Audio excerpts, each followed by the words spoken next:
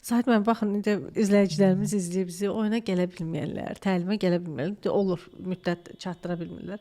Evdə nə edə bilərlər ki, çox az da olsa, qısa da olsa, nəsə bir fərqindəlik yaşaya bilsinlər. Bu onlara bir belə toxunuş belə etsin. Mən ona bir misalla deyim, bir maraqlı bir misal olsun. Bu yaxınlarda bizim elə konsultasiyada deyir, müəllim, təlimdən sonra məndə nə baş verdi? Bir müzakirəyə getmişdim. Deyir, indi bir şirkət rəhbəridir, özü də normal, yəni böyük şirkətlərlə işləyir. Deyir ki, prosesdə oturmuşuq, bir müzakirə gedir, bir rəhbər heyəti ilə bir yerdəyik. Deyir, danışmışıq, bir məqamda elə bir sakitliyib, hamı kimdənsə nəsə gözləyir. Məndə də bir oturmuşum, gəlirəm ki, bu yəqin ki, kimsədir. Deyir, bir anlıq elə bir dala çıxdım. Yəni, mərhələdən dala keçdim və oradan prosesə baxdım. Deyir, adamlara baxdım, başladım baxmağa ki, bax, bu nə üçün buradadır, bu nə gözləyir, bu nə gözləyir. Deyir, başa düşdüm ki, əslində məndən gözləyirlər. Və mən neçə ilin mütəxəssisiyəm, bunlar məndən bir söz gözləyir ki, neyini, mən də oturmuşam, bunlardan gözləyirəm. Deyir, elə bir yenidən qayıtdım və prosesi artıq şeylədim. Bu, çox sadə hərəkətlərdən biridir, misal üçün. Gördüyün anda dayan və bir dala keçməyə bax. Bir hadisədə danışım, yəni düşünürəm, maraqlı olar. Bir dəfə evdə idman eləyirdim və bu pres eləyirəm. Bir müddətdən sonra görürəm beynim başlayır ki, bəsdir də, yorulduq, gedək sonra şeylərə. Bu deyir, bu deyir, bu deyir. Dedim, yaxşı, nə görürəm? Beyniniz zaten, beyniniz. Beyin danışır da, bizdən olsa hamı da danışır. Dayandıramırsan abi, işi danışmaq. Orada çox maraqlı bir suallar var. O suallar o məsələni həll edə bilir. Dedim ki, nə görürəm, nə eşidirəm və nə hiss edirəm. Qayıtdın özünə, baxırsan, nə görsən, nə eşidirsən, nə hiss edirsən. Gördüm, heç elə dağırmıram.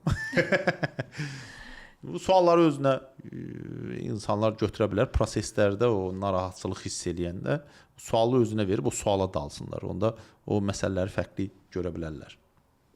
Yardımcı olacaq. İnsan ola bilər deyər ki, mən indi bu dəqiqə narahatam, mən indi bu dəqiqə hirsliyəm, necə edeyim? Onların da müxtəlif texnikalar var. Misal üçün, ümumiyyətlə daxili narahatçılıq çəkən insanlara tövsiyə edərdim ki, günə çıxsınlar.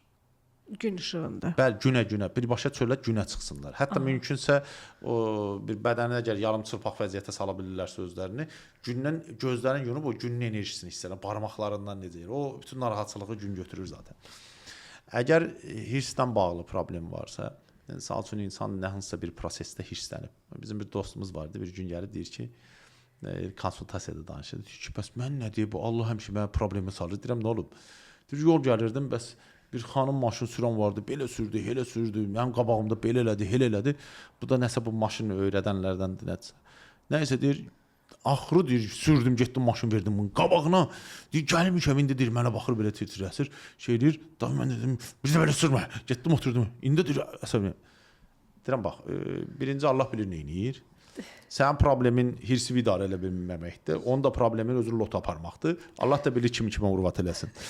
Amma sənin halıva qayıtsaq ki, necə eləyəsən ki, sən o hadisə olmasın, onun da yolu var. Deyir, necə? Deyirəm, nəfəsini al, nəfəsini alıb, biraz saxladı, buraxdı. Dedim, mən sənə demişdim, burax. Nəfəs saxladı. Orada bir yaxşı nüans var. Mümkündürsə 2 dəqiqə saxlayın. Saxlayıb buraxanda rahatdır, bütün bədən boşalır. Yəni, onda görəsən ki, hiss getdi. İşlə bağlı bir proses var, onu da istəyirəm deyəm, o da çox maraqlı texnikadır. Bunların hamısını özüm yoxlamışam, biləsiniz. Yəni, bu texnikalar göydən gəlmə deyil və mən ümumiyyətlə belə özüm sınaq keçirtmədiyimi heç kimə məsləhət görmürəm. Bir də mən sizdə ən çox bəyəndiyim nüanslardan biri odur ki, heç vaxt içinə belə uzun aparmırsınız. Qısa indi bu dəqiqə. Bu iş prosesində çox vaxt olur. İnsanlar gəlirsən işə, işdə necədir, işdə də bugün, problem zadır ora. Biri gəlir, bir danışır, ay nə biləm falan yerdə bomba partladı, falan yerdə su partladı.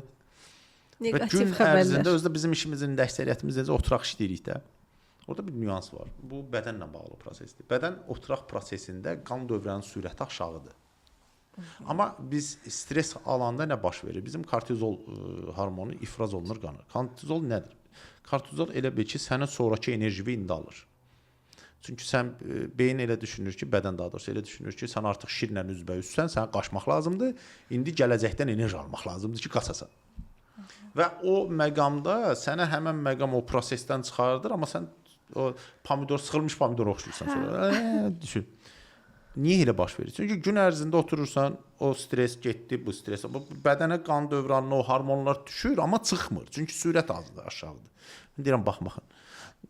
Abed vaxtı, əvvəl, sonra fərqi yoxdur. Bir aralıq məqam tapın, çıxın, gəzin. Ayağınız zoqquldayana qədər gəzin. 20 dəqiqə bəs eləyir. Nə baş verir? Qan dövranı təzələnir. Həmin o kortizol bədəndən gedir və sən olursan şux nətər? Şokolad kimi. Şokolad kimi, ay sağ ol. Bu texnika çox maraqlı texnikadır. Ümumiyyətlə idarə etmədə, işdə işləyənlərin hamısına aiddir və bunu eləsələr şeydir. Və növbəti nə tövsiyə eləyərdim eyni zamanda? Döyün özünüzü. Necə döyün? Zaten. Baba bu nöqtələrdir. Köksün özüdür. Bunlar ümumiyyətlə mümkün olsa hərdir. Bunlar limfa toxumalarının nöqtələri var. Aha. Oraları döydükcə indi paltar üstündə biraz çətindir, onu gərək rahat vurasan. Amma bərk vurasan Zaten. Bir qızartı olsa bəs eləyir. Nə baş verir orada? Limfa toxuması bədənin kanalizasiya sistemidir. Biz otururuq, başa düşürsünüz, bütün bədəndə sürət zəif gedir. Biz o sürəti qaldırmalıyıq ki, bizdə bir beynimiz də işləsin, bir bədənimiz də işləsin və onları döyəndə o proseslərdə bir sürətlənmə yaranır və yenə də sən o problemlərdən çıxa bilirsən. Bir də ofis işində işləyənlərə deyirəm, kofe az için. Gün ərzində mən misal üçün özüm üçün mənim belə bir deklarasiyam var. Gün ərzində bir dəfədən çox içmirəm kofeni. Mən çox görmüşəm bizim korporativlərdə, böyük korporativlərdə çox işləmişəm, onun üçün də onu çox görürdüm. İnsanlar bu gün kofe içməmiş amma halım bir təhərdir. Bədən özü də Temboli bu gün ofis alınan kofelərdir və s. də onlar keyfiyyət dərəcəsi heç də elə yüksək deyil. Aşağı yuxarı xərcləri optimizasiya elədikcə müəyyən bir qiymət radiusunda alışlar olur. Onlar da tərkib elementlərində kimyəvi maddələr çoxdur. Onlar da bədənə yığılır və sonra sənin o problem yaradır, səndən o asılılığı yaradır. Ona görə misal üçün yaxşı kofedən istifadə edə bilərsən, amma gün ərzində bir dəfə içsəz və heç bir problem olmayacaq, normal. Çox atdıqca kofe çoxluğuna düşməklə zibili çıxar. Yəni ehtiyatlı olmaq lazımdır orada. Eləmi? Zaten bir də o döymə deyirsən, xanımlar öz yoldaşlarına həvalə edə bilər o proseduru ki. Öz eləsin. Özləri eləsin. Heç kim verməsin işmə. Ümumiyyətlə bax gərilmə hərəkətləridir. Bədən baxın da bir neçə texnikaları bölsən, bir neçə hissəyə bölünür. Bir təbiətdən əlaqəli texnikalar var. Onlar çox insanı rahatlayır. Biz əslində bu gün təbiətdən ayrılmışıq. Biz живой yəni canlı bir varlığıq, amma təbiətlə vəhdətdə deyilik. Adi ayağımız axşamacan ya ayaqqabıdadır, ya tapaçkadadır, ya corabdadır, ya nə bilim polun üstündədir, ya daşın üstündədir. Yəni insanın isə böyük bu toçkalar belə deyək də ayaq altı da əlinçidir və onlar təmas görmür. Yəni necə başa düşürsünüz? Beyin qocalması da olacaq, sinir sistemi də, ürək sistemi də hamısı onun üstündədir. Mümkün qədər otluq ərazilərdə gəzmək lazımdır. Nə mümkün qədər də indi mən zaten bu gün olanından da belə deyək. Gün işığı görmək lazımdır. O bayaq dediyim kimi. Bir arada yağışa çıxın, bir başınıza açın, o başınıza biraz yağış damsın. Nə bilim arada biraz küləyə verin, özünüzü soxratmayın amma. Yəni dənizə gedin, quma girin, nə bilim. Bu proseslər bizim o təbii halımızdır. Biz təbii halımızdan kənarda qalmaqla qocalırıq əslində. Bundan başqa bir də insan öz daxili prosesləri var. Beyindən olan məsələlərdir və s. Düzdür, indi misal üçün bu meditasiya zad məsələləri indi daha çox belə yayılır eləyir, amma onların da müəyyən bir təsirləri var. Onlardan da istifadə eləmək olar. Ümumiyyətlə özündən olmaq prosesini çoxaltmaq lazımdır. Prosta mümkün qədər, hətta mən deyərdim, belə bir şey etmək imkanı olsa əla olar. Qaranlıq otaq, yəni işıq ümumiyyətlə düşməsin. Gözü yummursan, gözü açıq qoyursan. Qaranlıqda gözü açıq qoyursan. Uzana bilərsən və s. şey deyil. Musiqi zad da lazım deyil. Heç nə. Heç nə. Qaranlıq amma zil qaranlıq olmalıdır. O zülmət qaranlıq nətər deyirlər. Uzanırsan və orada gedir beynində söhbət. Bırax getsin söhbətlər. Zaten adam qorxuya düşər. Qorxu yoxdur orada. Narahat orada beynin başlayacaq sənə kinolar göstərməyə. Bax o həyatı boyu yadından çıxmayacaq onlar. Çox maraqlı bu praktika. Bu nə qədər neçə saatla yoxsa dəqiqə? Minimum yarım saatdır. Ortalama 1 saat nəzərdə tutmalısan. Yəni amma zil qaranlıq otaq olmalıdır. Yəni işıq düşməsin də. Onun effekti çox fərqlidir. Yəni fərqli bir praktika keçsə, göz yummaq lazım deyil. Yəni o qaranlıqdakı göz açıqlıq sənə şeyi göstərəcək. Yəni beynimin başqa cür işlədiyini görəsən. beyin də məşq eləməlidir. Başa düşürsüz? Biz ancaq elə bədən məşq elətdiririk. Beyni nə tər məşq elətdirir? Telefon beynin məşqini öldürüb. O klipovi müşleyini deyirlər. Yəni klip düşüncəsi. İndiki əsr o qədər o şeylərə düşübsə, bu sosial media zadıra sürət çoxalıb, amma düşüncə tərzi düşüb. İnsanlar düşünmək istəmirlər. Başa düşürsüz? Yəni mən hazır ver.